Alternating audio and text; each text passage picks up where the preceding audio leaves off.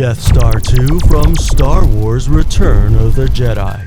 So what happens if your first ball of mass destruction gets massively destroyed? Build a bigger, badder, and more intense version, obviously. This apparently unfinished battle station was larger than the first Death Star and measured 200 kilometers in diameter. It was constructed in secret above the forest moon of Endor, home to frisky dancing Ewoks, a sight which I will now sear into your retinas because misery loves company. Unlike Death Star 1, the second Death Star super laser could fire at a much faster rate of one shot every 3 minutes. It could also target both planets and capital ships. This was made horrifyingly clear at the Battle of Endor in 4ABY, where it one-shotted the Mon Calamari cruiser Liberty, which I suppose now turns it into a non-Calamari cruiser Liberty.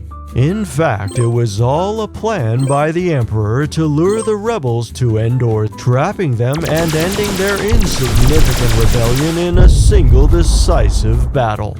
However, because the incomplete Death Star 2 had as many gaps as my employment history, its shields were generated by an Imperial facility on Endor's moon.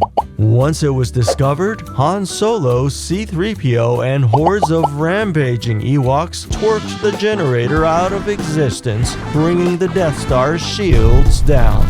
Meanwhile, on the Death Star, the Emperor flipped out on Luke Skywalker, causing Darth Vader to flip back to the light side, after which point he flipped Emperor Palpatine into the reactor shaft.